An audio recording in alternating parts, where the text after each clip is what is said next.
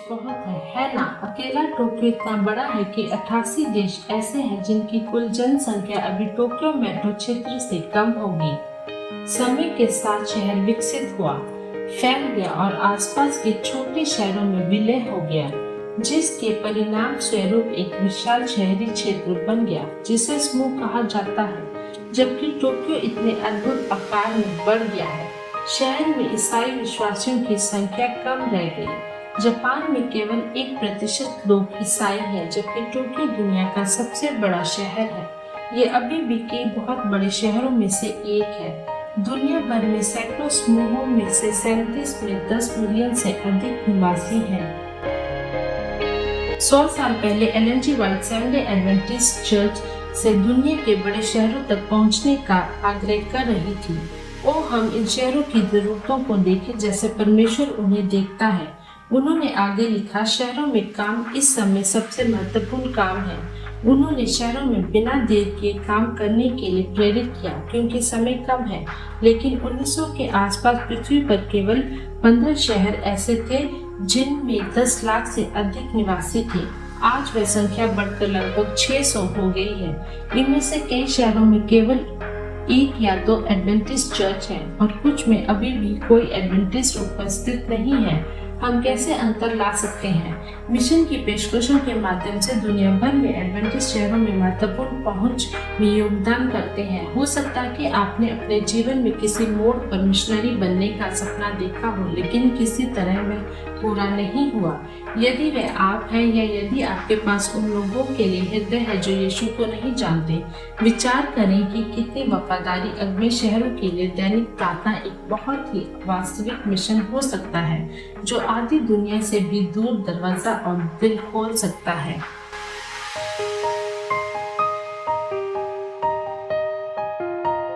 शहरों ने तहे दिल से प्रार्थना करने के इस आह्वान का उत्तर दिया। शहरों के लिए मिशन प्रार्थना मानचित्र इन शहरों को सबवे मानचित्र की तरह दिखने के लिए वास्तविक करता है और शहर इसे प्रत्येक दिन हर शहर के लिए प्रार्थना करने के लिए एक गाइड के रूप में उपयोग करती है। वह 1 साल से अधिक समय से प्रार्थना कर रही है और उसने 580 में से 200 से अधिक शहरों चिन्हित कर लिया है। वह शहरों के निवासियों, उनके स्वास्थ्य, उनके विवाह, उनके नेताओं और उनके विश्वास के लिए प्रार्थना करती है। परमेश्वर उनकी दैनिक प्रार्थना सुनते हैं और शहरन का मानना है कि वह उन्हें काफी आश्चर्यजनक तरीकों से जवाब दे रहे हैं। वह एक दिन स्वर्ग में कहानियां सुनने के लिए उत्सुक है।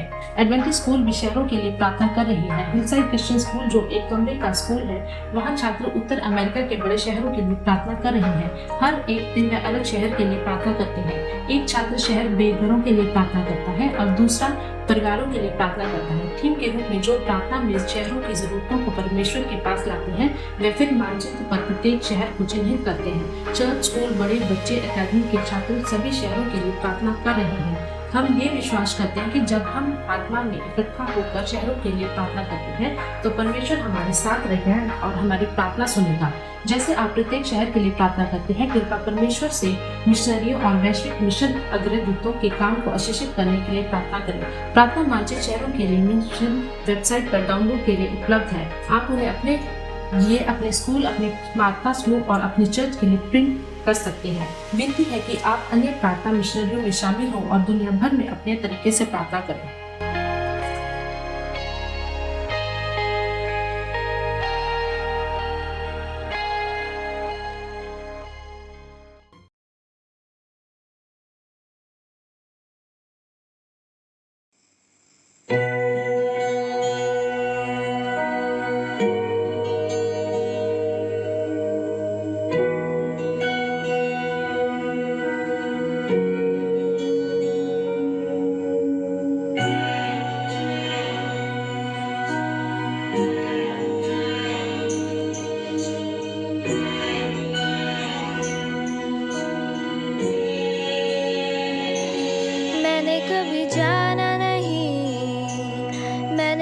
सोचा नहीं कि ऐसा प्यार तूने मुझसे किया।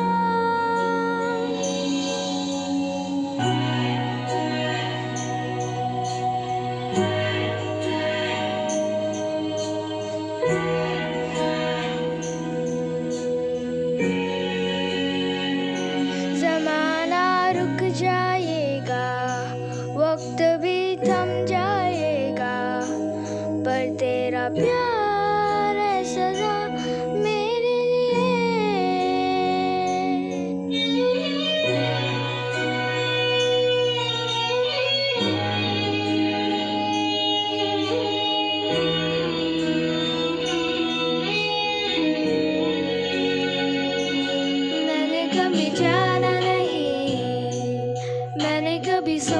नहीं कि ऐसा प्यार तूने मुझसे किया। ज़माना रुक जाएगा, वक्त भी थम जाएगा, पर तेरा प्यार है सदा मेरे लिए। मेरी चाहत से बड़ा है तू, मेरे दिल में तू है बसा। मेरी चाहत से बड़ा है तू, मेरे दिल में तू है बसा। मैंने कभी जाना नहीं, मैंने कभी सोचा नहीं कि ऐसा प्यार तूने मुझसे किया।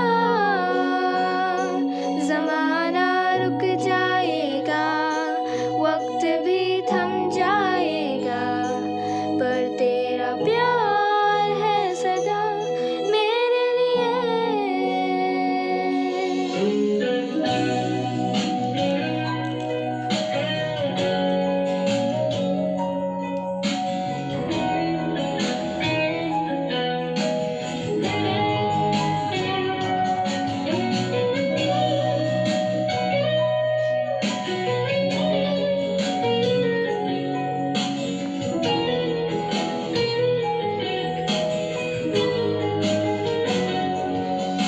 तेरे प्यार से भर दे रूह मेरी,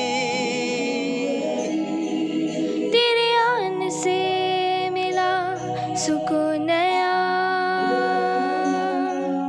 तेरा प्यार है मेरी जिंदगी। तेरी खुशबू से महकी ये ज़मीन। यीशुआ मेरा आसरा है तू, जुड़ा हूँ तुझसे, इनायत है तू। यीशुआ मेरा रास्ता है तू, तुझ में मैं चलूं, सहारा है तू। मैंने कभी जाना नहीं, मैंने कभी सोचा नहीं कि ऐसा प्यार तूने मुझसे किया।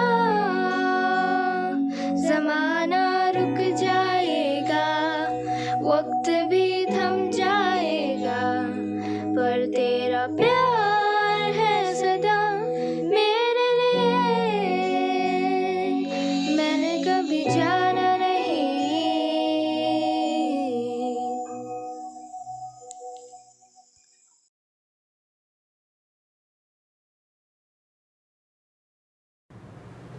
एक बार फिर से प्रभु यीशु मसीह के पवित्र और मीठे नाम में आप सभी दर्शकों का मैं स्वागत करती हूं और परमेश्वर का धन्यवाद करती हूं कि उसने हमें एक बार फिर से मौका दिया है कि हम सब मिलकर उसकी स्तुति और महिमा सबा स्कूल पाठ के अध्ययन से कर सकते हैं। मेरे साथ जो आज हमारे गेस्ट हैं पास्टर आर भारती और पास्टर फ्रैंकलिन, मैं आप दोनों का भी आज के हमारे सबा स्कूल पाठ के अध्ययन में हार्दिक स्वागत करना चाहती हूं।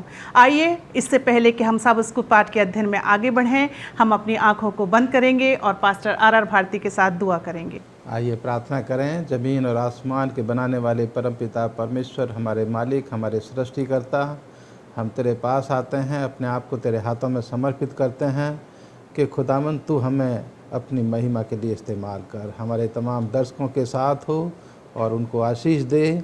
समझ और बुद्धि हम में से हर एक को तेरी तरफ से मिले कि हम तेरे वचन को समझ सकें और परमेश्वर इससे सीख सकें और अपने जीवन को तेरे रास्ते पर तेरी मदद से आगे बढ़ाने वाले हों। हम में से हर एक की अगुवाई कर, मसीह यीशु के नाम में मांगते हैं, आमीन। जैसा कि हम सब जानते हैं कि हम 2021 के हम तीसरे त्रिमास में हैं और इस पूरे त्रिमास में हम मसीह में विश्राम इस विषय पे चर्चा कर रहे हैं और आगे करेंगे। आज हमारा पाठ 6 है और आज का हमारा शीर्षक है विश्राम और परिवार। और याद वचन के लिए आप मेरे साथ अपनी बाइबल खोल सकते हैं। दूसरा पत्रस उसका 3 अध्याय और उसका 17 और 18 पद, जहाँ इस प्रकार से लिखा है, इसलिए हे प्रियो, तुम लोग पहले ही से इन बातों को जानकर चौकस रहो, ताकि अधर्मियों के भ्रम में फंसकर अपनी स्थिरता को कहीं हाथ से न खो दो, पर हमारे प्रभु और उद्धारकर्ता यीशु मसीह के अनुग्रह और पहचान में बढ़ते जाओ। उसी की महिमा अब भी हो और युगानुयुग होती रहे। आमीन। प्रिय दर्शकों, आज हम एक छोटा सा कहानी मैं आपके साथ शेयर करना चाहती हूँ। एक युवा है जो कि अपने भाइयों की तलाश में इधर उधर देखता रहता है और अचानक उसे उनके भाई दिखाई देते हैं। उनके भाई की तरफ वो जाना चाहता है, उनसे मिलना चाहता है, लेकिन उनके जो भाई हैं उसे देखकर घृणा करने लगते हैं और उससे बात तक नहीं करते। ये कहानी, ये छोटे सा जो कहानी मैं आपके साथ शेयर करी, वो हमें बाइबल के उस करैक्टर यूसुफ के कहानी को दर्शाता है। उस कहानी के बारे में हमें याद दिलाता कि कैसे यूसुफ अपने भाइयों से प्रेम करता था और उसके भाइयों से जब वो मिलने जाता है प्रियो, तो उसके भाई उससे नफ़रत करने लगते हैं, उसे घात करना चाहते हैं, उसे मार डालना चाहते हैं। लेकिन उनका यूसुफ का एक भाई होता है रूबेन, और वो इस यूसुफ को बचाना चाहता है और अपने भाइयों से कहता है कि हम इसे जान से न मारें, परंतु किसी गड्ढे में डाल दें। और ऐसा है किया जाता है, उसे गड्ढे में डाल दिया जाता है। और रूबेन सोचता है कि मैं कुछ समय के बाद इसे बचा लूँगा। और जब कुछ समय के बाद रूबेन उस गड्ढे में जाता है और देखता है तो वहाँ पे यूसुफ नहीं होता। इसलिए नहीं होता क्योंकि रूबेन के एब्सेंस में जो दूसरे भाई हैं यूसुफ को किसी दूसरे के हाथ में बेच दिए होते हैं। हम इस कहानी में, हम इस बाइबल के इस चरित्र जो ये कहानी बताया गया है, इसमें हम ये देखते हैं कि उनके परिवार में अशांति थी, उनके परिवार में शांति नहीं थी। प्रियो, आज हमारे घरों में भी ऐसे अशांति है। हम अपने परिवार को छोड़कर सांसारिक दुनिया में चले जाते हैं। यदि हमें चुनाव करना पड़ता है तो हम अपने परिवार को नहीं चुन के संसार को चुनने लग जाते हैं। आइए हम आज अपने सब स्कूल के पाठ में हम यही सीखेंगे कि हमारे परिवार में शांति कैसे आती है, और शांति प्रभु हमें देता है, और हमारे प्रभु हमारी शांतियों के लिए हमें प्रभु से कैसे हमें बात करना चाहिए। आइए हम सीखेंगे और रविवार के पाठ में चलेंगे, घर पर क्लेश। बहुत ही अच्छा आज का हमारा टॉपिक है रविवार का, घर पर क्लेश। और इस शीर्षक को ध्यान पे रखते हुए पास्टर फ्रैंकलिन के पास चलेंगे। पास्टर फ्रैंकलिन, परिवारों में क्लेश का क्या कारण हो सकता है? बड़ा ही अच्छा प्रश्न है और बड़ा ही कॉमन सा प्रश्न है। परिवारों में कैसे जो है वो क्लेश दिखाई देता है, और ये बड़ा आम है क्योंकि हम देखते हैं कि हर एक परिवार में किसी न किसी बात को लेकर जो है वो क्लेश होता है। पर आज मैं जिस परिवार के बारे में आपको बताने जा रहा हूँ, और वो यूसुफ का परिवार है, और हम देखते हैं कि इस परिवार में भी जो है वो क्लेश है, और वो क्लेश जो है वो किस कारणवश है वो भी हम क्या करेंगे, सीखेंगे। अगर हम उत्पत्ति उसका 34वां अध्याय पढ़े तो यहाँ पर एक कहानी बताई जाती है, और इस कहानी में हम देखते हैं कि याकूब नाम का एक व्यक्ति है, और दो क्या करता है कि दो बहनों से जो है वो विवाह कर लेता है, और जिनका नाम लिया और राहेल है। और हम देखते हैं कि ये दोनों से जो है वो दर्शाने की कोशिश करता है कि वो दोनों को जो है वो बराबर बराबर क्या कर रहा है, वो प्यार कर रहा है। पर हम यहाँ पर देखते हैं कि ऐसा सच नहीं होता है, और हम यहाँ पर देखते हैं कि अक्सर जो है याकूब को लेकर लिया और राहेल में जो है वो झगड़ा होते रहता है, क्लेश जो है वो होते रहता है। और हम यहाँ पर देखते हैं कि मैंने आपको ये भी बताया कि दोनों जो है वो बहनें हैं, और हम देखते हैं कि कुछ समय के बाद, कुछ महीनों के बाद जो है लिया जो है वो दीना नाम की बेटी को जो है वो जन्म देती है। और जब ये दीना जो है इतनी बड़ी, इतनी समझदार जब हो जाती है तो वो अपने मित्रों से जो है वो मिलना चाहती है, और उसके लिए जो है वो क्या करती है, अपने घर से जो वो बाहर निकलती है। और बताया जाता है कि जब वो एक ऐसे देश में, एक ऐसे इलाके में चली जाती है जहाँ पर कि उसकी सहेलियाँ जो है वो रहती है, और उस दौरान जो है उस शहर का, उस देश का जो है जो प्रधान होता है, मुखिया होता है, जिसका नाम जो है वो हेमेर होता है, और हम यहाँ पर देखते हैं कि उसका जो बेटा है शकेम, और जब वो दीना को देखता है तो उसको लालच आ जाता है, और हम देखते हैं कि उसको क्या करता है, वो अपने घर में लेकर आ जाता है और उसके साथ जो है वो गलत काम जो है वो करता है। और हम यहाँ पर देखते हैं, और ये बात जो है वो याकूब को पता लगती है, और जब याकूब को पता लगती है तो याकूब बहुत ज़्यादा नाराज़ हो जाता है।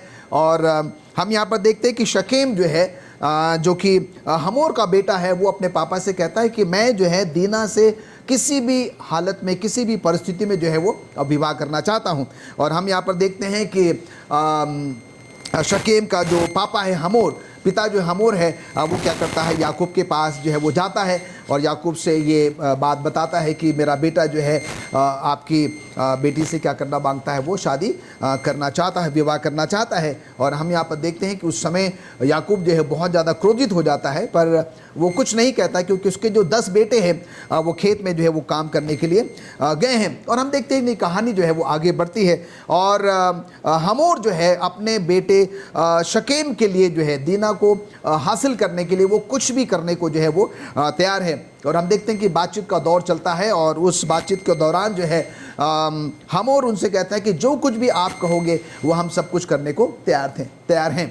और हम यहाँ पर देखते हैं कि क्योंकि ये हमोर और उनके जो लोग थे वो उनका खतना जो है वो नहीं हुआ था, और हम देखते हैं कि याकूब और उनका जो घराना था वो उनका खतना हुआ था। और फिर वो ये कहते हैं कि तुम्हें जो है क्या करना होगा, खतना कराना होगा। और हम देखते हैं कि हमोर अपने बेटे शकेम के साथ और जितने भी उसके लोग थे उसमें जो है वो राज़ी हो जाते हैं, और उनका जो है वो खतना हो जाता है। और हम यहाँ पर देखते हैं कि उसी दौरान जो है जब उनके भाई वापस आते हैं, याकूब के बेटे वापस आते हैं और उनको इस घटना के बारे में पता लगता है, तो वो बहुत ज़्यादा क्रोधित हो जाते हैं। और यहाँ पर जो है हमोर और उनका बेटा शकेम और उनके लोग जो है जिनका कि खतना हुआ है वो तीसरा दिन है, और जबकि ये लोग बड़े पीड़ा में हैं, बड़े दर्द में हैं।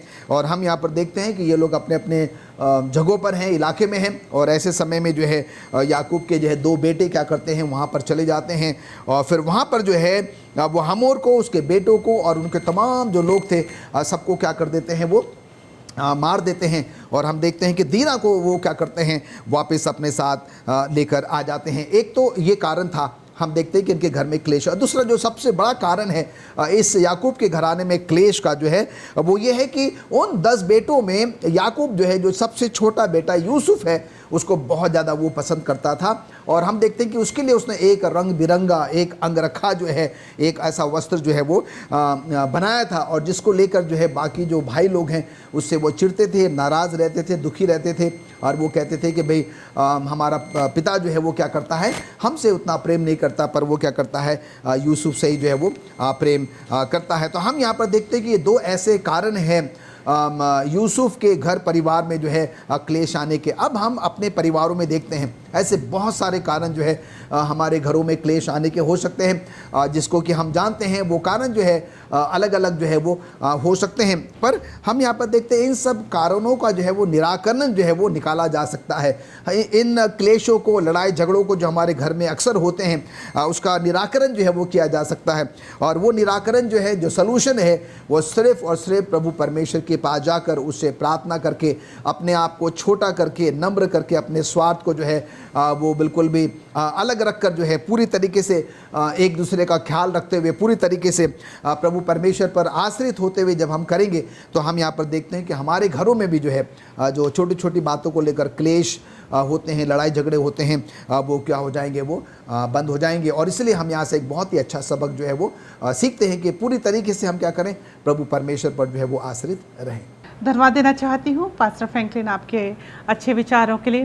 प्रिय दर्शकों, यदि हमारे घर में क्लेश है, यदि हमारे घर में अशांति है, तो हमें हमारा विश्वास परमेश्वर पर रखना चाहिए। हमारे घर का मेन सदस्य परमेश्वर को बनाना चाहिए, ताकि हमारे घर से क्लेश हमेशा हमेशा के लिए दूर हो जाए।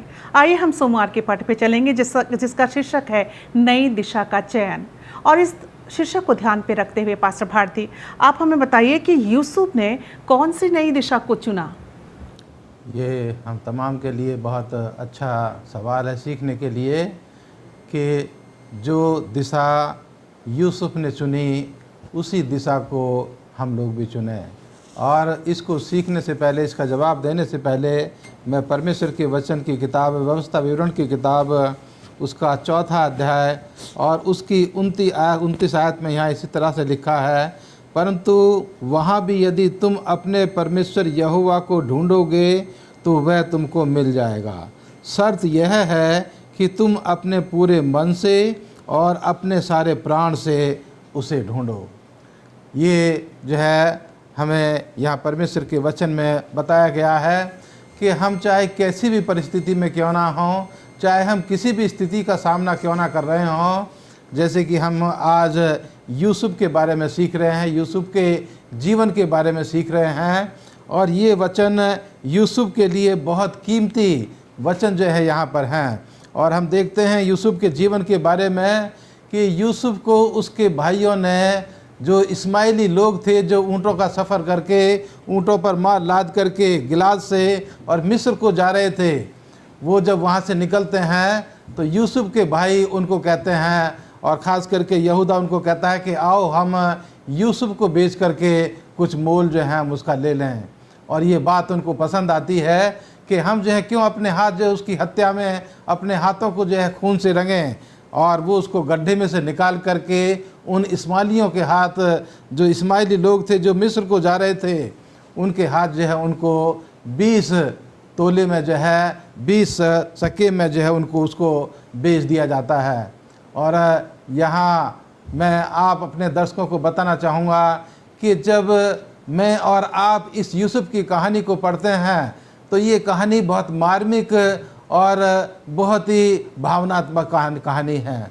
आप जो है सोच सकते हैं यूसुफ के जीवन के बारे में कि अब यूसुफ को जो है इस्माइलियों के हाथ बेच दिया गया है, और इस्माइली जो है उसको ऊँट पर बैठा करके उसी दिशा की तरफ ले जा रहे हैं जिस तरफ उसका घर था, और अपने पहाड़ों को वो देखता है, अपने पेड़ों को देखता है जो उसके घर के या गांव के या देहात के जो उसके खेत थे उनको देखता है, और वो देखता है कि जहाँ पर उसके पिता के टेंट हैं उसकी जो वो उसको मौजूदगी को वो महसूस करता है, और वो जो है ऐसा सोच करके रोता है कि मेरा पिता मुझे कितना प्यार करता है, लेकिन मेरे भाइयों ने मेरे साथ अच्छा सलूक नहीं किया, अच्छा बर्ताव नहीं किया, और उन्होंने जो है मेरे मिन्नत करने के बावजूद भी, मेरे निवेदन करने के बावजूद भी उन्होंने मुझे इन इस्माइलियों के हाथ मुझे बेच दिया है। और अब वो ऊँट पर बैठा हुआ अकेला है, कोई उसके साथ नहीं है परिवार का, और इस अकेलेपन में उसको जो है अपने घर की याद आती है। और जब उसको घर की याद आती है तो वो देखता है, सोचता है कि मैं अपने पिता के साथ तंबू में बैठा हुआ हूँ, और मेरा पिता जो है याकूब वो अपने जीवन की उन घटनाओं को बता रहा है कि किस तरह से परमेश्वर ने उसकी जो है रहनुमाई की, परमेश्वर ने किस तरह से उसकी मदद की कि जब वो अपने घर से छोड़ करके अपने मामा लाबान के घर वो जा रहा था तो परमेश्वर ने उसकी अगुवाई की। और इन सब कहानियों से वो जो है इन कीमती पाठों को, कीमती शिक्षाओं को वो अपने जीवन में ग्रहण करता है, और अब उनको ये शिक्षाएं यूसुफ को यहाँ पर याद आती हैं, और वो परमेश्वर से प्रार्थना करता है कि हे परमेश्वर, तू मेरे पिता का परमेश्वर है, और मैं अपना भरोसा तेरे ऊपर करता हूँ कि जब मैं यहाँ से जा रहा हूँ अकेला अपने परिवार से, तो तू मेरा परमेश्वर होगा और तू मेरे साथ होगा।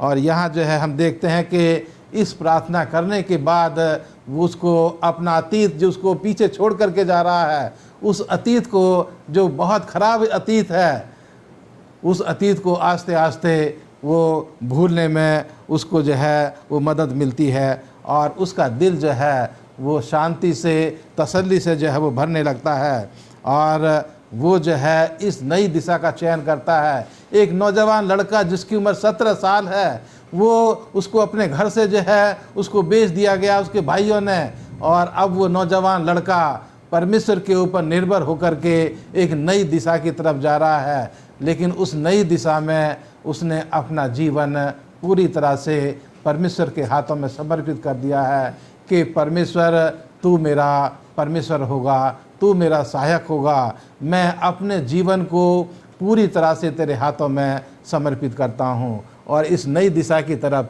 वो बड़ी शांति के साथ अब अपने जो उसके मालिक थे उनके साथ जो है वो सफ़र कर रहा है।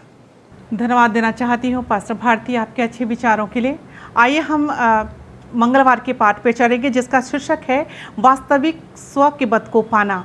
और इस शीर्षक को ध्यान पे रखते हुए पास्टर फ्रैंकलिन, मैं आपसे जानना चाहती हूँ कि परमेश्वर का प्रेम कैसा है और हम उसे परिभाषित कैसे करेंगे। हम यहाँ पर देखते हैं कि जब हम परमेश्वर के प्रेम के बारे में बात करते हैं तो परमेश्वर का प्रेम जो है वो अगापे प्रेम है, अतुल्य प्रेम है, निस्वार्थ प्रेम है। और हम सब जो है वो परमेश्वर के प्रेम के बारे में जानते हैं। और यही कारण था कि हम देखते हैं कि परमेश्वर जो है वो यूसुफ से बहुत बहुत प्यार करता है और उसने जो है यूसुफ की अब तक क्या करी है वो देखभाल भी जो है वो करी है। और जैसे पास्टर भारती ने बताया कि उसका संपूर्ण विश्वास और भरोसा जो है वो पूरी तरीके से प्रभु परमेश्वर पर जो है वो आश्रित है, वो जो है वो निर्भर है। और हम यहाँ पर देखते हैं कि अभी कहानी हमको बताती है कि अगर हम उत्पत्ति उसका 39वां अध्याय अगर हम पढ़ेंगे तो यहाँ पर यूसुफ जो है वो मिस्र में आ जाता है। और हम देखते हैं कि व्यापारी जो है उसे क्या करते हैं, फिरौन के जो अंगरक्षक होते हैं, अंगरक्षकों को क्या करते हैं, उसका जो प्रधान होता है पोतीफर जो होता है उसको वो लोग क्या कर देते हैं, बेच देते हैं। और हम यहाँ पर देखते हैं कि अब यूसुफ जो है वो पोतीफर के घर में है, उनके साथ है, उसके परिवार में है। और हम देखते हैं कि सब कुछ बहुत अच्छा चल रहा है, क्योंकि हम देखते हैं कि जैसा भी पास्टर भारती ने बताया कि यूसुफ का जो चरित्र है वो बिल्कुल भी एक अलग एक अलग जो है वो चरित्र है और वो जो है प्रेम से भरा हुआ चरित्र है। और हम देखते हैं कि जब यूसुफ जो है वो पोतीफर के घर में आ जाता है और वहाँ पर उनकी सेवा टहल जो है वो करता है, क्योंकि वो जो है एक अजनबी है, वो एक गुलाम है, वो एक दास है और उसकी मर्जी जो है वो नहीं चल सकती है। और इसलिए जो कुछ भी जो है वो घर का मालिक या मालकिन या परिवार के लोग कहेंगे यूसुफ को या किसी भी गुलाम या दास को क्या होगा वो मानना होगा। और हम यहाँ पर देखते हैं कि कहानी बताती है कि यूसुफ जो है अब पोतीफर के वो घर में है और समय जो है वो बीतता जा रहा है और सब कुछ जो है वो बहुत ही ठीक चल रहा है। और हम देखते हैं कि अचानक एक दिन जो है पोतीफर की जो पत्नी है उसकी एक गलत निगाह जो है वो यूसुफ की ओर जाती है। और जैसे कि पास्टर भारती आपने बताया कि वो सिर्फ 17 साल का जो है वो नौजवान है और उस ज़माने में 17 साल का नौजवान आप जो है वो कल्पना जो है वो कर सकते हैं। और हम यहाँ पर देखते हैं कि वो लंबा चौड़ा, दिखने में सुंदर, हुस्स-फुस, सारी जो विशेषताएँ यूसुफ में जो वो देखी जा सकती है। और हम यहाँ पर देखते हैं कि पोतीफर की जो पत्नी है वो जो है यूसुफ की तरफ आकर्षित हो जाती है और उसे जो है वो गलत काम करने के लिए प्रेरित करती है। एक बार नहीं कई बार जो है ऐसा वाक़या जो है वो यूसुफ के सामने रखती है।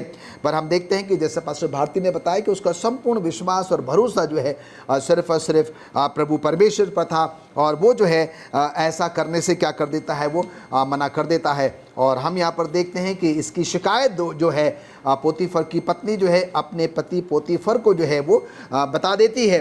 और बताने के बाद हम यहाँ पर देखते हैं कि पोतीफर जो है अपनी पत्नी की जो कुछ भी उसने बताया था यूसुफ के बारे में, जो भी लांछन, जो भी दोष, जो भी बातें, गलत बातें जो है जो कि यूसुफ ने नहीं की थी, वो सारी बातें जो है पोतीफर क्या कर लेता है, वो सच मान लेता है। पर हम यहाँ पर देखते हैं कि एक बड़ी ही अजीब सी बात है। यहाँ पर जो है अगर पोतीफर चाहता तो वो यूसुफ को जो है तुरंत जो है वो क्या कर सकता था, वो मरवा सकता था। पर हम देखते हैं कि वो उसको मरवाता नहीं है, पर उसको जो है वो जेल में डाल देता है। और हम देखते हैं कि अब यूसुफ क्या है वो जेल में है, पोतीफर ने क्या किया, उसको जेल में जो है वो डाल दिया। अब यहाँ पर हम देखते हैं कि जब उसको जेल में डाल दिया है तो ये वचन जो है जो कि यशा नबी के द्वारा लिखित है, यशा उसका 43वां अध्याय। और ये यशा 43वां अध्याय जो है बड़ा ही कॉमन है, हम सब इसको जो है बहुत अच्छे से जानते हैं, कई बार हमने इसको पढ़ा है, हमने इस पर संदेश भी जो है वो दिया है। और यहाँ पर जो है मत डर शब्द का जो है वो उपयोग इस्तेमाल जो है वो किया गया है। बताया जाता है कि 365 बार जो है मत डर शब्द का जो है वो प्रयोग किया गया। यशा नबी जो है वो कहता है कि हम कहीं भी क्यों ना होगा, हम कहीं पर भी चले क्यों ना जाएं, आग में जाएं, पानी में जाएं, आसमान में जाएं, ज़मीन में जाएं, हम कहीं पर भी क्यों ना चले जाएं, हमें डरने की, घबराने की, परेशान होने की ज़रूरत जो है वो नहीं है।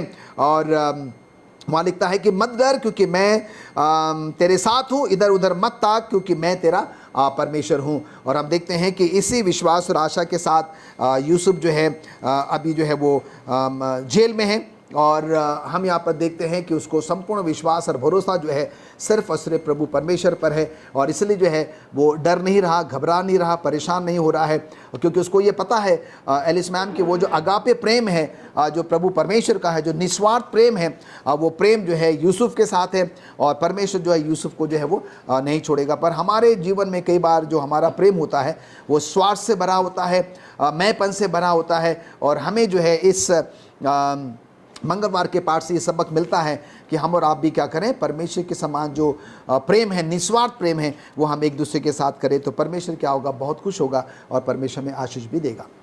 धन्यवाद देना चाहती हूँ पास्टर फ्रैंकलिन आपके अच्छे विचारों के लिए। प्रिय दर्शकों, जैसा परमेश्वर प्रेम है, हमें भी वैसे ही एक दूसरे के साथ प्रेम करने की ज़रूरत है।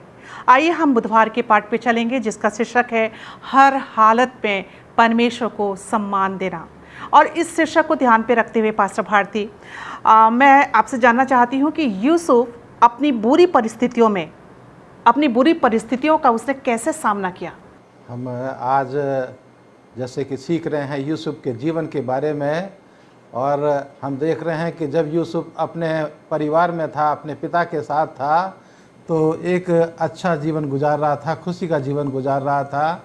लेकिन अब हम देखते हैं कि जब उसके भाइयों ने उसे एक गुलाम की हैसियत से उसको बेच दिया, और उसको जो है फिर मिस्र में आकर के दोबारा बेचा गया, और पोतीफर ने उसको अपने घर का कामकाज करने के लिए उसको खरीद लिया।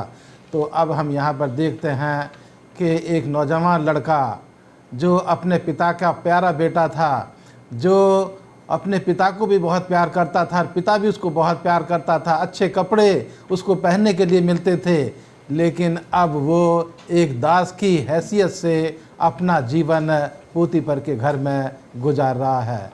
लेकिन मैंने जैसे बताया अभी पीछे कि उसने अपने जीवन को इस मोड़ पर परमेश्वर के हाथों में पिता की शिक्षाओं की खातिर, पिता ने जो उसको सिखाया उसको उसने सीख करके, याद करके अपने जीवन को पूरी तरह से परमेश्वर के हाथों में समर्पित कर दिया। और जब वो पोतीफर के घर में आया और उसने देखा कि अब परमेश्वर जो है वो मेरी मदद कर रहा है, मेरी अगुवाई कर रहा है, मुझे जो है आशीष दे रहा है, और ये जो है पोतीफर ने भी देखा कि जब से यूसुफ दास मेरे घर में आया है, मेरे घर की तमाम आशीषें जो हैं वो बढ़ती जा रही हैं, मुझे जो है बहुत आशीषें मिल रही हैं, मेरी हर चीज़ में जो है बढ़ोतरी हो रही है, उन्नति हो रही है। और पोतीफर जो है उसके ऊपर बहुत भरोसा और विश्वास करता है। लेकिन हम साथ ही साथ यहाँ देखते हैं कि अब जब वो देखता है कि अब उसका मालिक जो उसके ऊपर भरोसा करता है, विश्वास करता है, लेकिन साथ ही साथ यहाँ समस्याएं भी जो उसके जीवन में आती हैं। और ये समस्या आती है पोतीफर की पत्नी के रूप में, जो नौकरों को, दासों को एक वस्तु समझ करके उनको इस्तेमाल करती थी और करना चाहती थी, यूसुफ को भी। और यहाँ हम देखते हैं कि जब यूसुफ के सामने ये समस्या, ये परिस्थिति जब सामने आती है, तो मैं अपने दर्शकों को पढ़ना चाहूँगा उत्पत्ति 29 अध्याय की, और ये 9वीं आयत में लिखा है कि यूसुफ जो है वो अपनी मालकिन को ये जवाब देता है और कहता है कि इस घर में मुझसे बड़ा कोई नहीं, और उसने मुझे छोड़ जो उसकी पत्नी है मुझसे कुछ नहीं रख छोड़ा, इसलिए भला मैं ऐसी बड़ी दुष्टता करके परमेश्वर का अपराधी क्यों बनूं।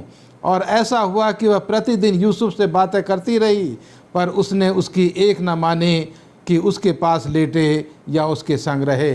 यहाँ जो है हम सीख रहे हैं कि यूसुफ ने उन खराब परिस्थितियों का सामना किस तरह से किया।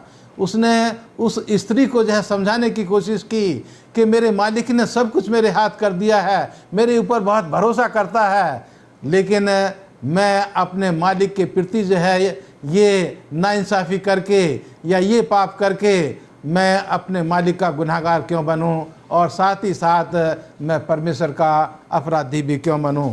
उसने हर कोशिश की उस पाप से अपने आप को दूर रखने की, उसने उस स्त्री को समझाने की बहुत कोशिश की, लेकिन वो नहीं मानी। और एक दिन उसको जो है उसको अपने जाल में फंसाने की कोशिश की। लेकिन यूसुफ के बारे में हम यह पढ़ते हैं जीजो कि वो नौजवान जो परमेश्वर के ऊपर भरोसा करता था, वो परमेश्वर की उपस्थिति को हर समय महसूस करता था, और उसने देखा कि ये औरत जो है वो मेरे साथ गलत काम करना चाहती है, मुझे जो है वो इस अपराध में गिराना चाहती है। तो वो परमेश्वर की उपस्थिति को महसूस करके वहाँ से जो है दूर भाग गया। और इसका जो है यहाँ हम आज के पर्चे में पढ़ रहे हैं कि परमेश्वर जो है वो उसके साथ था, और परमेश्वर ने जो है वो उसके जीवन को देखा, उसके मन को देखा। जैसे कि हम पहला शमूएल उसका 16 अध्याय उसकी 7 आयत में पढ़ते हैं कि परमेश्वर जो है वो हमारे बाहरीपन को देखता है, लेकिन परमेश्वर हमारे मन को देखता है। और परमेश्वर ने यूसुफ के मन को देखा कि इसने अपने जीवन को पूरी तरह से मेरे हाथों में समर्पित कर दिया है, और उसने परमेश्वर की मौजूदगी को अपने जीवन में महसूस करके परमेश्वर की मदद से अपनी उन बड़ी बुरी परिस्थितियों का, अपने उन बुरे समय का भी जो है उसने सामना किया, और उनसे जो है वो उनसे निकलता चला गया। धन्यवाद देना चाहती हूँ पास्टर भारती आपके अच्छे विचारों के लिए। और आइए हम बृहस्पतिवार की पाठ पे चलेंगे, और जिसका शीर्षक है यूसुफ के जीवन में अच्छाई और बुराई के बीच में युद्ध। यूसुफ के जीवन में अच्छाई और बुराई के बीच में युद्ध, इस शीर्षक को ध्यान पे रखते हुए पास्टर फ्रैंकलिन, कभी कभी क्या होता है कि हम अच्छे काम करते हैं और परमेश्वर की व्यवस्था का पालन भी करते हैं, उसके बावजूद हमें प्रताड़ित होना क्यों पड़ता है, जैसे कि यूसुफ को हुआ। आप इसके बारे में थोड़ा हमें बताइए। बड़ा ही अच्छा प्रश्न है, और हम यहाँ पर देखते हैं कि हम अपने रोज़मर्रा के जीवन में इसको अनुभव करते हैं। कई बार हम परमेश्वर की सेवकाई में होते हैं या किसी और काम में होते हैं, और हम अपने काम को बहुत अच्छी तरीके से करते हैं, और हम परमेश्वर के वो तमाम नियम कायदे कानून का भी जो है वो ध्यान रखते हैं, और उसके बावजूद भी हम यहाँ पर देखते हैं कि कुछ न कुछ ऐसा घटित हो जाता है जो शायद हमें अच्छा नहीं लगता है। और अभी हम यूसुफ के जीवन की यात्रा कर रहे हैं, उसके जीवन में से हम बहुत कुछ जो है वो सीख रहे हैं। और हम यहाँ पर देखते हैं कि यूसुफ ने कोई गलत काम नहीं किया जब वो पोतीफर के घर में हैं, और अभी आपने सारी बातें जो है वो पास्टर भारती के द्वारा सुनी हैं।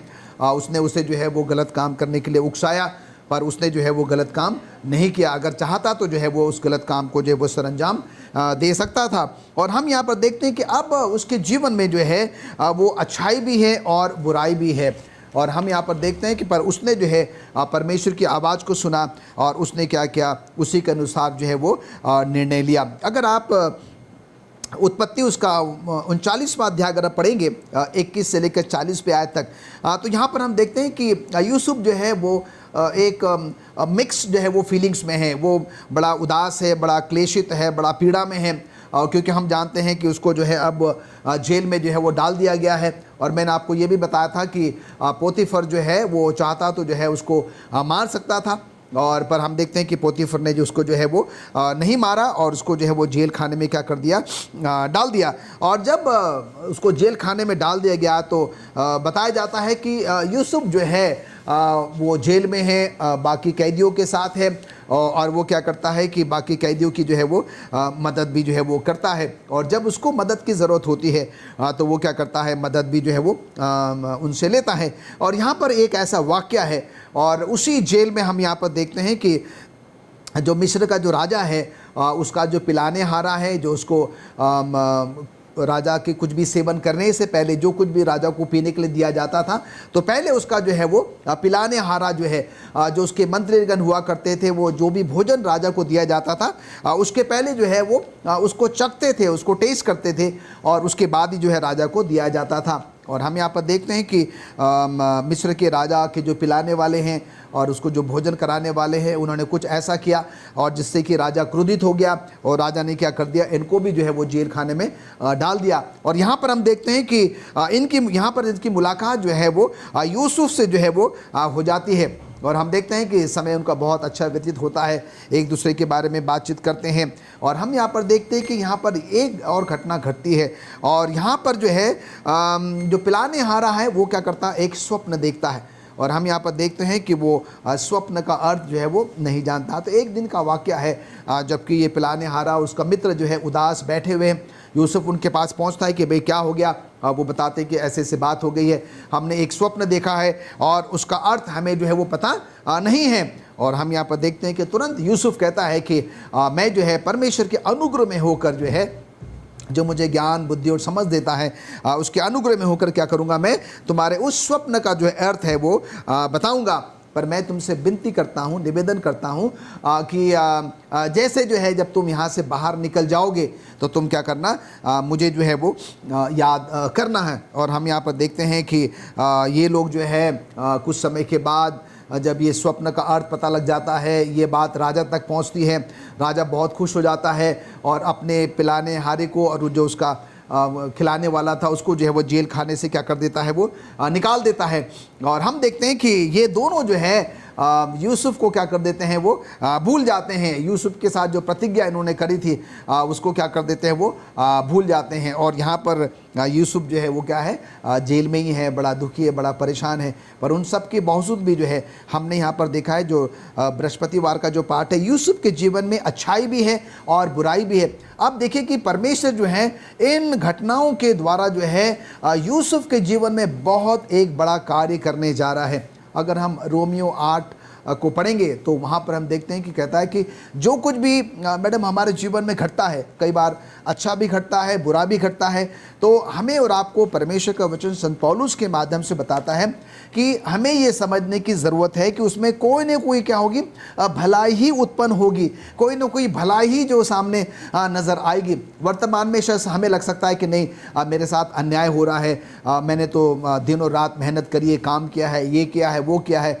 और उसके बावजूद भी जो है मुझे नज़रअंदाज किया जा रहा है, मुझे जो है वो पूछा नहीं जा रहा है। पर हम यहाँ पर देखते हैं कि परमेश्वर की जो है अपनी एक अलग जो है वो योजना होती है। और अब यहाँ पर हम देखते हैं कि यूसुफ के जीवन में जो है एक से एक घटनाएं जो है वो घटती चली जा रही है, पर उसका संपूर्ण विश्वास और भरोसा जो है सिर्फ और सिर्फ प्रभु परमेश्वर पर है। और ये मेरी सोच है कि अंदर ही अंदर पवित्र आत्मा यूसुफ से जो है वो बात कर रही होगी कि परमेश्वर की एक योजना है, परमेश्वर जो है तुम्हें क्या है कि बहुत कुछ जो है वो बनाना चाहता है। और उसी सोच विचार में यूसुफ क्या करता है, निरंतर जो है अपना समय प्रभु परमेश्वर के साथ जो है वो व्यतीत करता है। तो यहाँ पर एक बहुत अच्छा सबक जो है हम और आप सीख सकते हैं। कई बार ऐसी घटनाएं हमारे और आपके जीवन में घटती हैं जिसको कि शायद हम एक विपरीत नाम दे देते हैं। आप आइए अपना विश्वास भरोसा जो है सिर्फ प्रभु परमेश्वर पर रखें। हम तो सिर्फ वर्तमान को देखते हैं, पर प्रभु परमेश्वर जो है हमें उत्तम से सर्वोत्तम जो है वो देना चाहता है, जो कि आने वाला जो है वो भविष्य है। धन्यवाद देना चाहती हूँ पास्टर फ्रैंकलिन आपके अच्छे विचारों के लिए। आइए हम शुक्रवार के पाठ पे चलेंगे और इस शुक्रवार के पाठ को ध्यान पे रखते हुए पास्टर भारती, मैं आपसे जानना चाहती हूँ कि हम यूसुफ के जीवन की जो कहानी है या यूसुफ की कहानी से हम क्या सीखते हैं।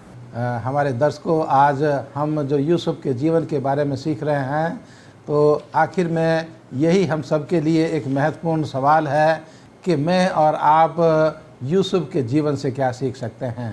आरंभ से अगर हम देखें तो यूसुफ एक नौजवान लड़का जो अपने पिता के साथ रहता है और पिता उसको परमेश्वर के वचन को जो है वो सिखाता है और यूसुफ उसको गहराई के साथ सीखता है।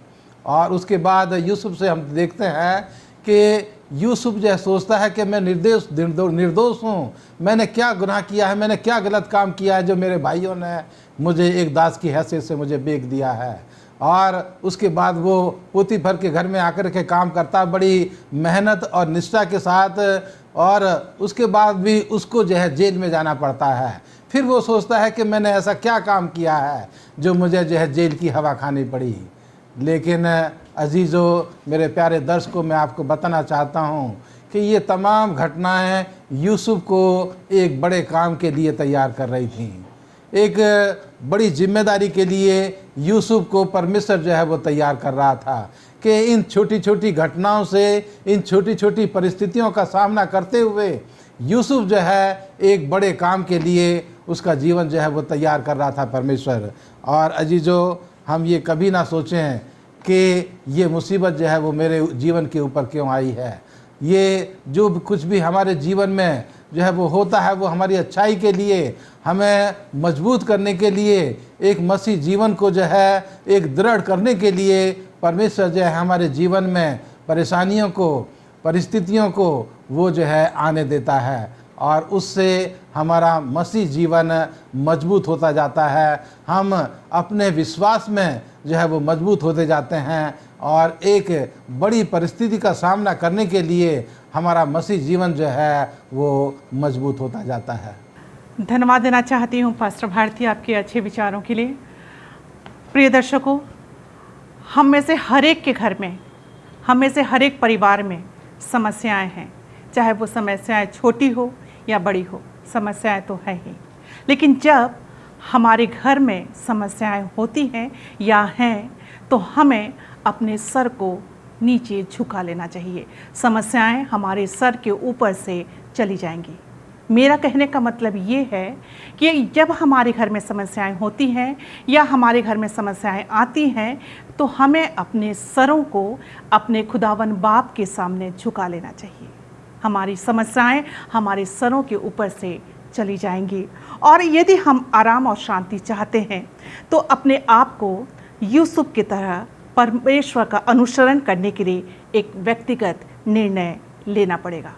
आइए हम अपने जीवन को परमेश्वर के हाथ में सौंपें, अपने परिवार को परमेश्वर के हाथ में सौंपें और देखें जब हम अपने परिवार को परमेश्वर के हाथ में सौंपेंगे प्रियो, तो हमारे परिवार में परमेश्वर की जो आशीष हैं वो दुगुना तिगुना ऐसे करके बढ़ती चली जाएंगी। परमेश्वर हम सबको आशीष दे। आज के हमारे सब स्कूल में भाग लेने के लिए, जो आज हमारे सब स्कूल पाठ का अध्ययन को समझाने के लिए जो हमारे गेस्ट थे पास्टर आर भारती और पास्टर फ्रैंकलिन, मैं आप दोनों का धन्यवाद देती हूँ और उम्मीद करती हूँ कि आज का हमारा सब स्कूल का पाठ हम सबों के लिए आशीष का कारण रहा होगा और उम्मीद करती हूँ कि हम सब अपने परिवार को संभाल के रखेंगे और अपने परिवार में मुख्य सदस्य परमेश्वर को पहला स्थान परमेश्वर को देंगे। खुदा बाप हम सबको आशीष दे। सब स्कूल पाठ के अध्ययन को ख़त्म करने के लिए हम अपनी आंखों को बंद करेंगे और पास्टर फ्रैंकलिन के साथ दुआ करेंगे। आइए प्रार्थना करें। स्वर्गीय पिता परमेश्वर, हम आपका धन्यवाद देते हैं आज के पवित्र शब्द के लिए और आज के अच्छे सब स्कूल पाठ अध्ययन के लिए। प्रभु, आज हमने यूसुफ के चरित्र से जो है बहुत कुछ सीखा है, सुना है। प्रभु, हम चाहते हैं कि आप हमारी मदद करें कि जो कुछ भी हमने सुना है, जो कुछ भी हमने पढ़ा है, सीखा है, प्रभु, हम सिर्फ उसको एक कान से सुनकर दूसरे कान से निकालने वाले ना बने, पर उसको अपने जीवन में अमल करने वाले बन सकें। जो भी त्रुटियां हमारे जीवन में, चाहे वो व्यक्तिगत रूप से हो, पारिवारिक रूप से हो, कलीसियाक रूप से, प्रभु उसको निकालें। हमारे घरों में जो है जो क्लेश, जो लड़ाई झगड़े होते हैं, जिस किसी कारणवश होते हैं, प्रभु आज हमने ये भी सीखा है कि हम सारी समस्याओं को जो है सिर्फ और सिर्फ आपके सामने ला के रख दें, क्योंकि आप हमारी सारी समस्याओं का जो है वो समाधान है। प्रभु, आज हमने ये भी सीखा है कि हमारे जीवन में दुख आएगा, तकलीफ़ आएगी, मुसीबत, बीमारियां, परेशानी आएंगी और कई बार प्रभु हम इससे हताश, परेशान और निराश हो जाएंगे कि वो मेरे साथ ही, मेरे परिवार के साथ, मेरे ही कलीसिया के साथ ऐसा क्यों हो रहा है। ऐसे समय में आज हमने सीखा है प्रभु कि आप अपना वो हिवाए हमें देंगे कि हम पूरी तरीके से जो है सिर्फ और सिर्फ आप पर आश्रित होंगे। प्रभु, आप हमारे साथ हो। इन सब वचनों पर आपकी आशीष बरकत हो। प्रभु यीशु मसीह के नाम से मांगते हैं, आमीन। आमीन।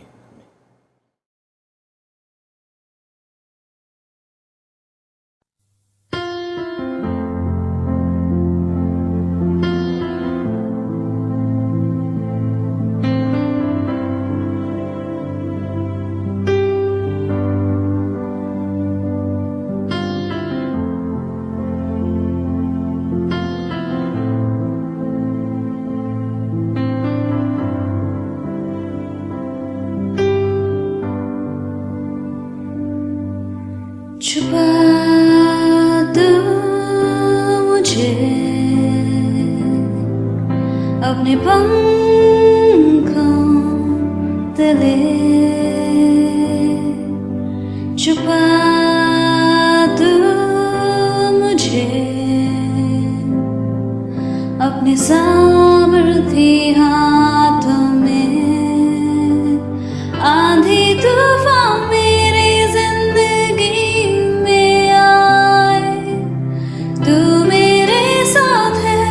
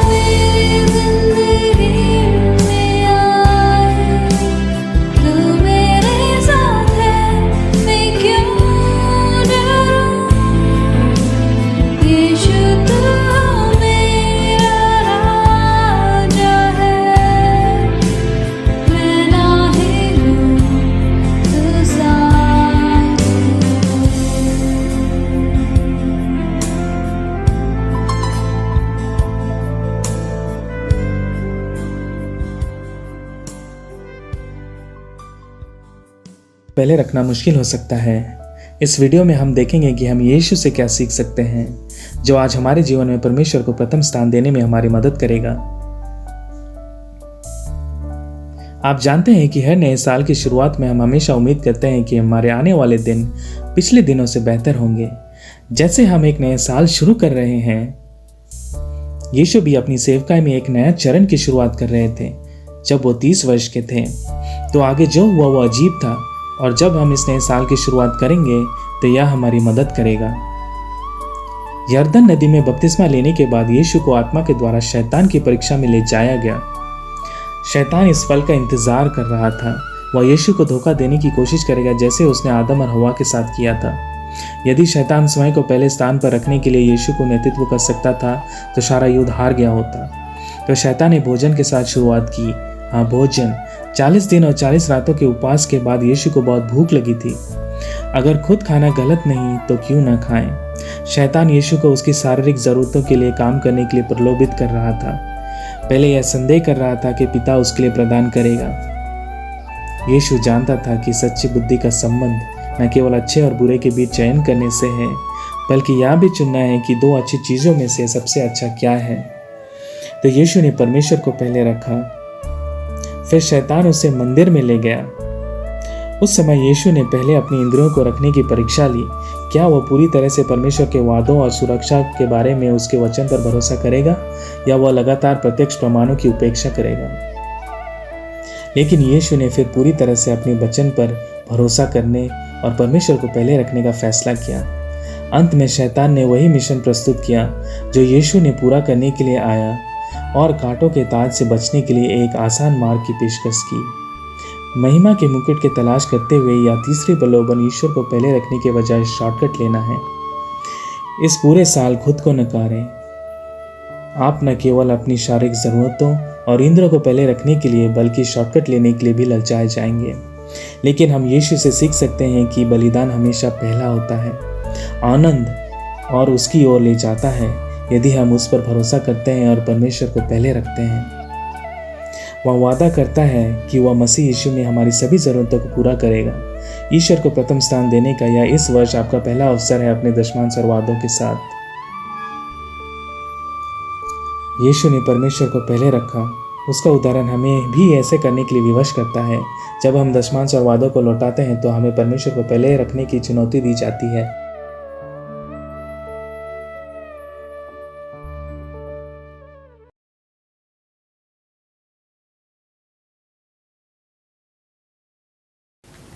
आप सबको सबत शालोम। इस सप्ताह परमेश्वर आपसे और मुझसे जो बात कहना चाहता है उसका टाइटल है inside the well under the tree. और इनसाइड द वेल सुनते ही आप सब समझ गए होंगे हम किसकी बात करेंगे।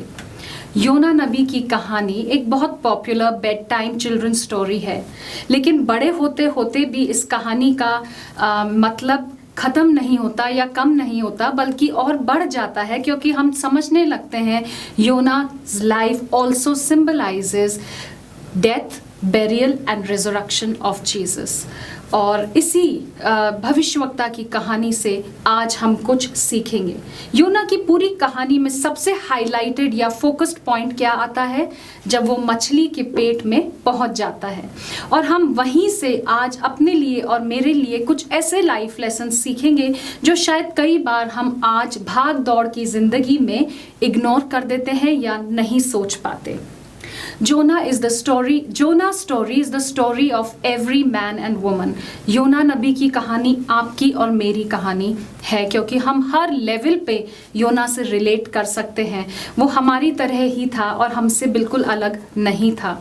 योना कौन था? इसके बारे में स्कॉलर्स में कई सारे थीसिस हैं। पहला ट्रेडिशन ये कहता है कि योना नबी शायद वो लड़का था जिसको एलाइजा ने, पहला राजा और उसके 17वें बाप में सारपत की विधवा का बेटा जो था वो योना था, जिसको एलाइजा ने रेजरेक्ट किया था। कुछ स्कॉलर्स का मानना ये है कि ये सारपत की विधवा का बेटा ना होकर उस शूनेमाइट औरत का बेटा था जिसके घर जाकर एलीशा अक्सर रुकता था जब वो वहाँ से गुजरता था, और वो भी बीमार होके मृत हो जाता है। और दूसरा राजा और उसके 4 अध्याय में हम पाते हैं एलीशा उसको भी रेजुरेक्ट करता है। कहानी जो भी हो, लेकिन हम जानते हैं योना जो है वो अगर हम उसके फर्स्ट चैप्टर और फर्स्ट वर्स में ही देखें तो वहाँ हमें पता चलता है, वहाँ कहता है, हमें पता चलता है कि उसे अमित्तई का पुत्र कहा गया है। अमित्तई शब्द का अर्थ हिब्रू में होता है सत्य, अर्थात योना सत्य का पुत्र है, और इसीलिए ज़्यादातर लोग इसे शूनेमाइट का बेटा समझकर ये रीजनिंग देते हैं कि शूनेमाइट जो औरत थी वो ये सत्य से वाकिफ हो गई थी, इस बात को जान गई थी कि एलीशा परमेश्वर का भक्त जन है, और इसीलिए उसे सत्य का पुत्र कहा गया है। योना की पुस्तक हम देखते हैं बाइबल में माइनर प्रॉफिट्स के साथ जोड़ी गई है, और यह जेरोबाम द सेकंड के राज्य के दौरान शायद योना नबी जीवित था, और ये आमोस नबी का कंटेम्प्रेरी समकालीन था। जोना और भी स्पेशल इसलिए है क्योंकि he is among those 4 profits जिनका जिक्र यीशु मसीह अपने जीवन काल में जब वो इस पृथ्वी पर थे अपनी मिनिस्ट्री के दौरान करते हैं। यीशु मसीह दानियल, यशाया, जकरिया के बारे में बात करते हैं, उनको रेफर करते हैं, लेकिन योना सबसे यूनिक है क्योंकि जोना के साथ जीसस अपने आप को पर्सनली आइडेंटिफाई करते हैं। यदि हम मत्ती 12 और उसके 39 एंड 40 वर्स पढ़ें, वहाँ लिखा है इस युग के बुरे और व्यभिचारी लोग चिन्ह ढूंढते हैं, परंतु योना भविष्यवक्ता के चिन्ह को छोड़ और कोई चिन्ह उन्हें ना दिया जाएगा। Getting back to the story, Jonah को परमेश्वर पहला बाप योना की पुस्तक में और उसके दूसरे पद में एक बहुत चैलेंजिंग टास्क देता है, और वहाँ परमेश्वर योना से कहता है, उठकर उस बड़े नगर निनवे को जा और उसके विरुद्ध प्रचार कर, क्योंकि उसकी बुराई मेरी दृष्टि में बहुत बढ़ गई है। यहीं से आपकी और मेरी कहानी की शुरुआत होती है। जोना परमेश्वर का प्रॉफिट है, उसका भविष्यवक्ता है, परंतु फिर भी वो आपके और मेरे तरह है। He is a victim of his own hatred and national prejudices, जैसे आज आप और मैं भी इन सब बातों के विक्टिम हैं। निनवे जो थी वो असीरिया की कैपिटल थी, और हम जानते हैं, इतिहास हमें बताता है कि असीरिया और इजराइल लंबे समय तक एक दूसरे के दुश्मन थे, और इनके अंदर कॉन्स्टेंटली एक स्टेट ऑफ वॉर जैसी स्थिति बनी रहती थी। और अक्सर ऐसा होता था कि असीरियन सोल्जर्स या असीरियन आर्मी इजराइल के बॉर्डर्स पर अटैक करती थी और वहाँ के बॉर्डरिंग विलेजेस को लूट करके, प्लंडर करके और बहुत क्रूअल्टी के साथ वहाँ के लोगों को ट्रीट करके और वहाँ से चली जाती थी। और असीरियन आर्मी अगेन अपनी क्रूअल्टी के लिए, जैसे रोमी सोल्जर्स अपनी क्रूअल्टी के लिए फेमस थे, असीरियन सोल्जर्स भी अपनी क्रूअल्टी के लिए बहुत फेमस थे। और इसीलिए नेचुरली जब जोना को परमेश्वर ने निनवे जाने को कहा और ये कहा कि उसके विरुद्ध प्रचार कर, शायद योना अपने मन में बहुत खुश हुआ हो कि फाइनली निनवे भी शायद सदोम और गमोरा के समान क्या किया जाएगा, डिस्ट्रॉय कर दिया जाएगा। और अगर हम योना के ओरिजिन की दोनों ही स्टोरीज को लें, चाहे वो सारपत की विधवा का बेटा हो या उस शूनेमाइट स्त्री का पुत्र हो, दोनों ही एक्सपीरियंसेस शायद योना को पता होंगे, क्योंकि लड़का बड़ा था जब उसको जीवित जो था, पुनर्जीवित भविष्यवक्ताओं ने किया था। लेकिन तब भी वो एक्सपीरियंस या वो मिरेकल योना के लिए लाइफ चेंजिंग नहीं था। योना के लिए अभी भी ये सारे सबक सीखने बाकी थे। ये लाइफ चेंजिंग एक्सपीरियंस योना की माँ या पिता के लिए होंगे, लेकिन योना के लिए नहीं थे। और इसीलिए जब परमेश्वर योना को निनवे जाने को कहता है, वो बिल्कुल ऑपोजिट डायरेक्शन में भागता है परमेश्वर के इंस्ट्रक्शन और उसकी विल, उसकी इच्छा से दूर, और वो तरशीश को जाता है। और शायद वो जाते समय रास्ते में ये सोच रहा होगा, परमेश्वर God is really out of his mind, because he is asking me कि मैं अपने दुश्मन देश की कैपिटल में जाकर उनको रिपेंटेंस का प्रचार करूं, और इसीलिए वो ये सोच रहा होगा कि ये लोग तो डिस्ट्रॉय होना डिजर्व करते हैं क्योंकि ये इतने खराब हैं, और इनकी अगर बुराई परमेश्वर तक पहुंच गई है तो वाकई इन्हें डिस्ट्रॉय होना चाहिए। और इसी थॉट के साथ शायद योना परमेश्वर के इंस्ट्रक्शन के बिल्कुल ऑपोजिट जाता है, परंतु वो ये भूल जाता है, जैसा आज हमारा मेमोरी टेक्स्ट पढ़ा गया साम्स 139 वर्स 7 में, और वहाँ दाऊद सदियों पहले, एजेस पहले, युगों पहले कह देता है, मैं तेरी आत्मा से भाग कर किधर जाऊं या तेरे सामने से कहाँ भागूं, क्योंकि दाऊद ये समझ चुका है, मैं आसमान पे चढ़ूं तो तू है, मैं समुद्र की गहराई में जाऊं तो तू है, मैं अंधकार में जाऊं तो तू है, मैं कहीं भी तुझसे भागने की कोशिश करूं लेकिन तू वहाँ है। और शायद योना को ये पर्सनली एक्सपीरियंस करने के बाद ही बात समझ आती है। और हम ये जानते हैं कि योना जानता था वो क्या कर रहा है, क्योंकि जब वो नाव पे चढ़ता है और नाव में तूफान आता है और जब उसके नाम की चिट्ठी निकलती है तब तक वो चुप रहता है, लेकिन जब उसके नाम की चिट्ठी निकलती है, God zeros down on him, तब वो उन लोगों के सामने कन्फेस करता है कि हाँ मैं परमेश्वर से भाग रहा हूँ और ये स्टॉर्म जो है वो मेरे लिए ही आया है, इसलिए अब अपनी जान बचाने के लिए क्या करो, मुझे समुद्र में डाल दो। यहाँ तक भी योना कॉन्शियस है अपने एक्शन के लिए, लेकिन चेंज ऑफ हार्ट नहीं है, वो रिपेंट नहीं कर रहा, उसे ये नहीं लगता कि वो गलत है। और वो परमेश्वर को भी जब लोग उसे शायद पानी में डाल रहे होते हैं, फेंक रहे होते हैं, तब भी वो परमेश्वर को नहीं पुकारता। बाइबल हमें साफ बताती है, और इनफैक्ट बाइबल हमें ये बताती है कि परमेश्वर को अपॉइंट करना पड़ा एक बड़ा मच, अगर आप मेरे साथ योना और उसका 1 बाप और उसकी 17वीं पद लास्ट वर्स उस चैप्टर की पढ़े तो वहां लिखा है, और यहोवा ने एक बड़ा सा मच ठहराया कि योना को निगल दे। और उसके बाद योना 3 दिन 3 रात तक उस मछली के पेट में रहा। उसके बाद उसको शायद समझ आई, वो 3 दिन ऑफ कन्फाइनमेंट उस स्लाइमी स्मेली पेट में जब रहा वो, और उसने शायद रिफ्लेक्ट किया, सोचा, तब जाके उसको 3 दिन लगे परमेश्वर को फाइनली पुकारने में। 3 दिन लगे उसे परमेश्वर का डिसीजन या उसकी मर्जी या उसका इंस्ट्रक्शन एक्सेप्ट करने में, और फाइनली वो परमेश्वर के इंस्ट्रक्शन को, उसकी मर्जी को एक्सेप्ट करता है और फिर उसके सामने अपने आप को सबमिट करता है, सरेंडर करता है। लेकिन अभी भी योना की ट्रेनिंग या उसकी लर्निंग पूरी नहीं हुई।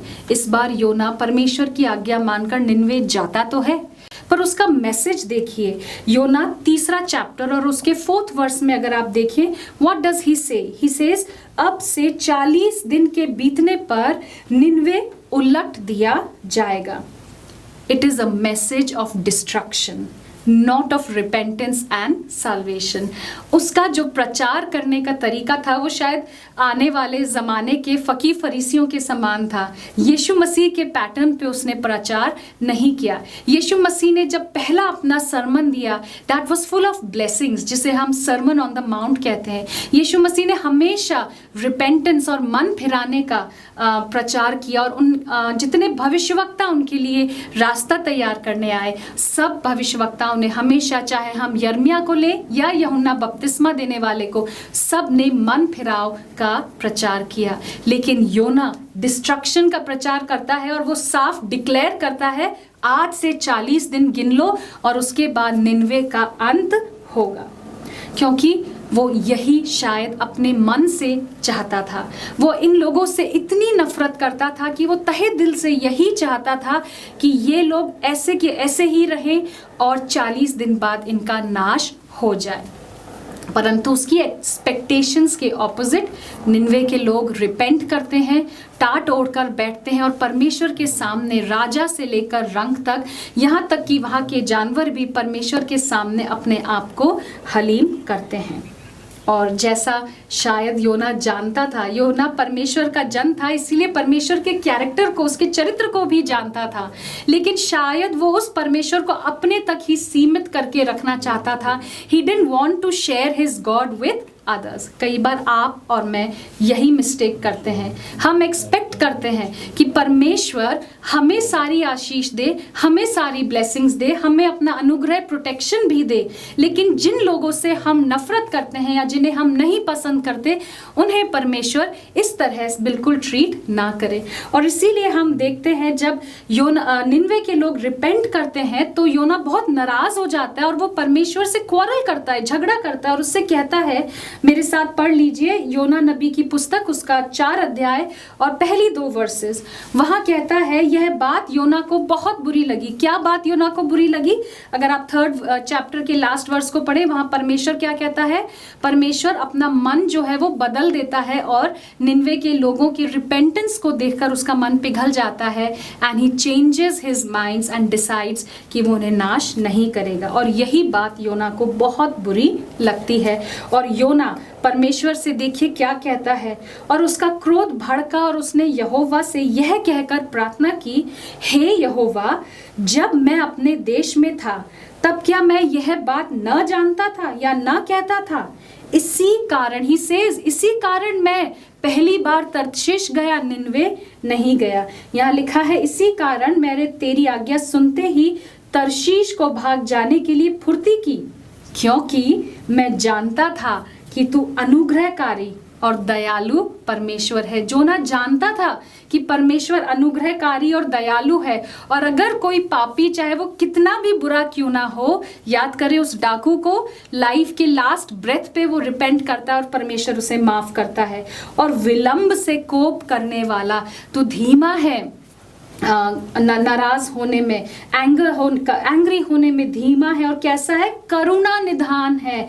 Your heart is full of compassion, और दुख देने से तू प्रसन्न नहीं होता। योना थियोलॉजिकली बहुत अच्छी तरह से परमेश्वर के कैरेक्टर को जानता था, और शायद उसने अपनी लाइफ में भी इसको एक्सपीरियंस किया, और रिसेंटली भी उसने इस बात को अपनी लाइफ में, परमेश्वर के इसी लविंग कैरेक्टर को अपनी लाइफ में एक्सपीरियंस किया। जब वो परमेश्वर से दूर भाग रहा था, God did not give up on जोना। परमेश्वर ने योना के तरफ से हार नहीं मानी, परंतु उसे वापस पकड़ कर लेकर आया, रास्ते पे लेकर आया कि नहीं, तू चल और तुझे मेरी इच्छा पूरी करनी है। God does not give up on us so easily। परमेश्वर हमसे इतनी मोहब्बत करता है कि वो हमारे लिए सब कुछ करने को राजी है।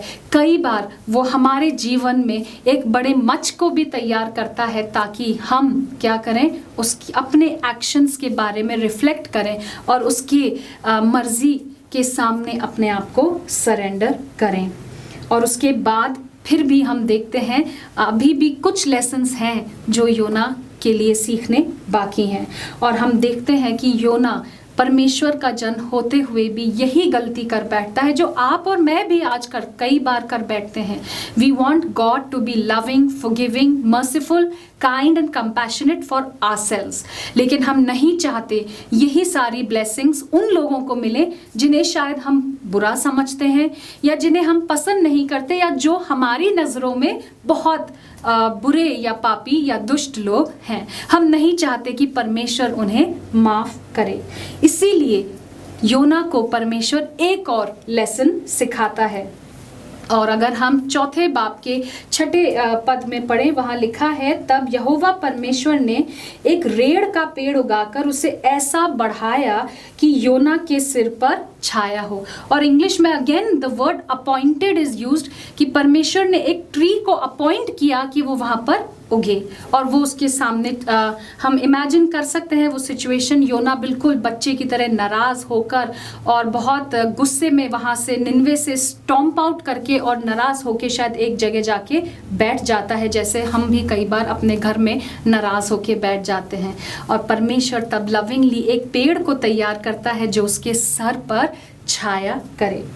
और योना को बहुत अच्छा लगता है कि वहाँ एक पेड़ उग गया और उसको छाया मिली।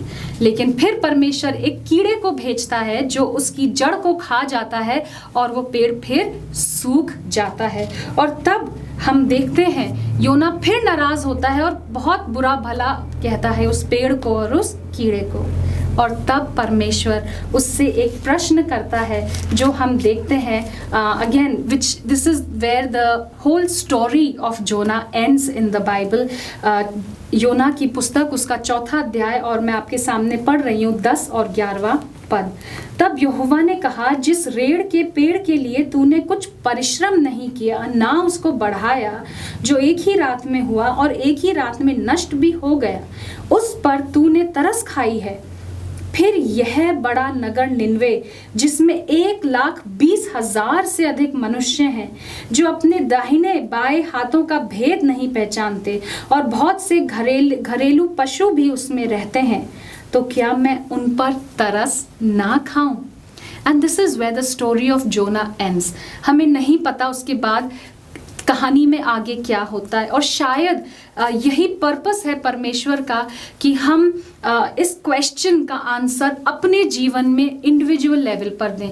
इसीलिए ये कहानी एक क्वेश्चन मार्क पे एंड होती है। It does not give us the solution, क्योंकि परमेश्वर चाहता है हर वो व्यक्ति जो योना की कहानी पढ़े वो सॉल्यूशन अपने लेवल पे अपने मन में झांक कर खुद ढूंढे।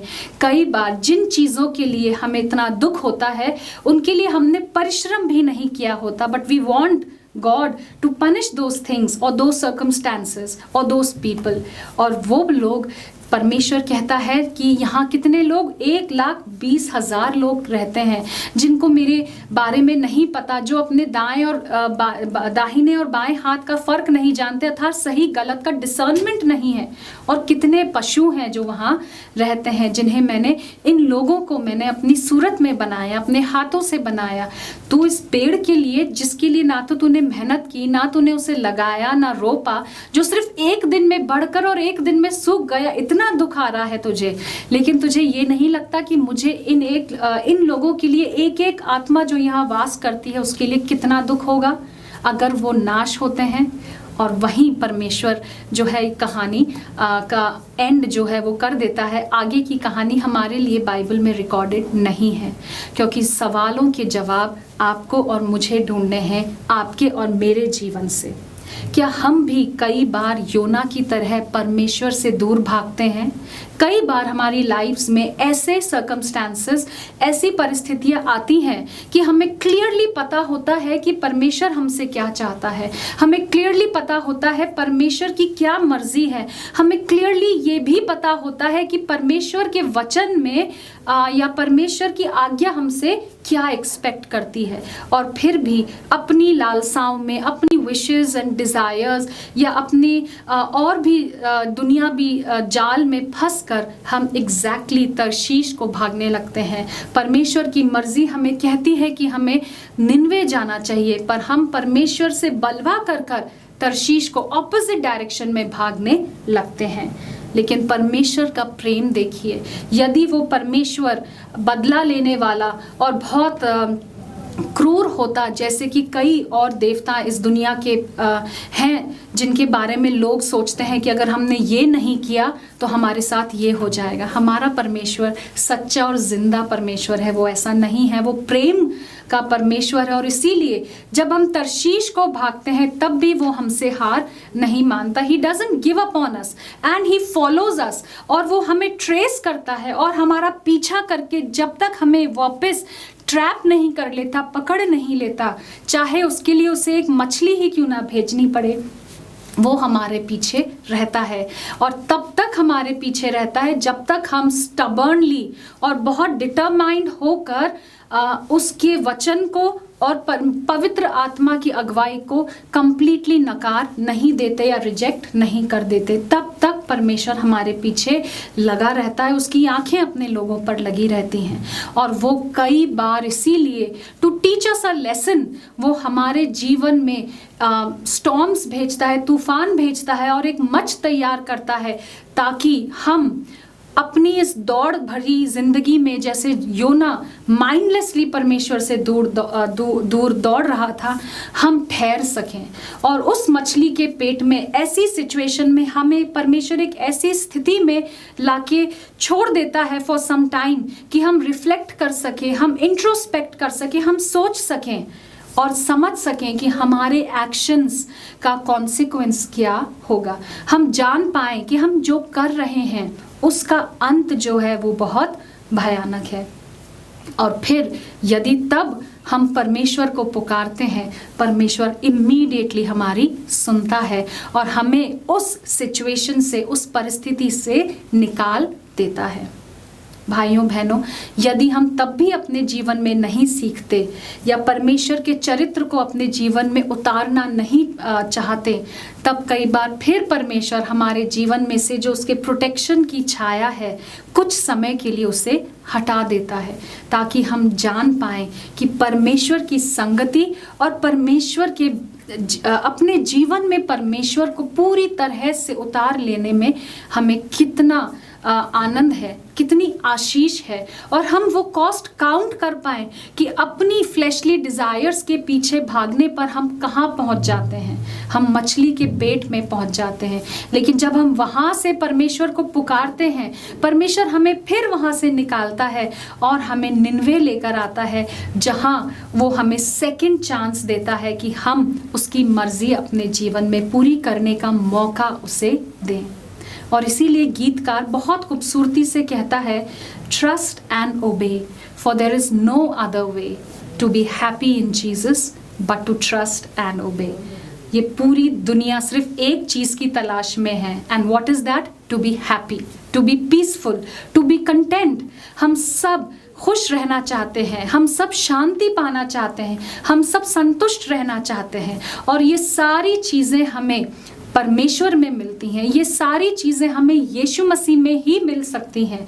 इसीलिए आइए, यदि आज आप और मैं किसी अपने जीवन के किसी एस्पेक्ट में परमेश्वर से भाग रहे हैं, या आप और मैं अपने जीवन में परमेश्वर की आज्ञा, इच्छा और इंस्ट्रक्शन के विरुद्ध किसी पाप को, किसी सिंफुल डिज़ायर को अपने जीवन में आज भी संजोए बैठे हैं या पाले बैठे हैं, आइए आज ही हम उस पाप को और उस डिज़ायर को अपने आप से दूर करें, क्योंकि सच्ची खुशी, सच्ची शांति और सच्ची संतुष्टि केवल और केवल परमेश्वर में है, केवल और केवल यीशु मसीह में है।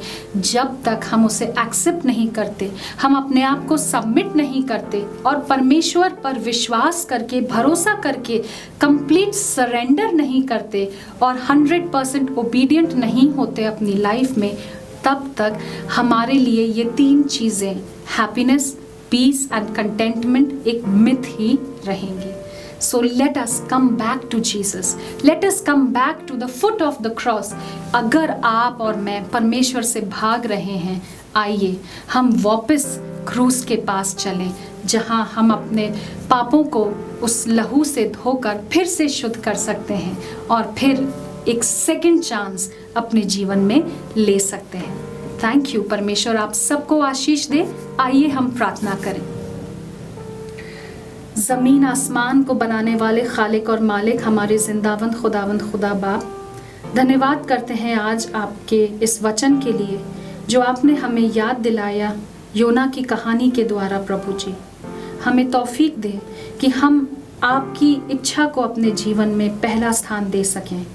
हमें तौफीक दें कि हम आपकी इच्छा के विरुद्ध तरशीश को ना भागें, परंतु यदि आपकी इच्छा हमें कुछ करने को, आपका वचन हमें कुछ कहता है, आपका वचन अगर हमसे डिमांड करता है कि हम अपने जीवन में से बुराई को दूर करें, अपनी हेट्रेड, एंगर और प्रेजुडिस को दूर करें, अपनी डिसलाइक्स को दूर करें, अपनी सिंफुल डिज़ायर्स को दूर करें प्रभु जी, तो आज हमें तौफीक दें कि हम अपने घुटनों पर आकर रिपेंट करें और फिर से आपके पास आ जाएं, इससे पहले कि वो नौबत आए कि आपको हमारे जीवन में एक बड़े वेल को भेजना पड़े या एक पेड़ को भेजना पड़े और फिर उस शेड को हटाना पड़े। आइए हम योना की कहानी से सीखें प्रभु जी और आपके पास फिर लौट आएं। इन सब्त की घड़ियों के लिए आपका धन्यवाद करते हैं। हम सबके ऊपर आपकी आशीष बनी रहे। ये प्रायश्चित की आत्मा हमारे उद्धारकर्ता मुंजी यीशु मसीह के नाम में मांग लेते हैं। सुने और कबूल करिए। आमीन।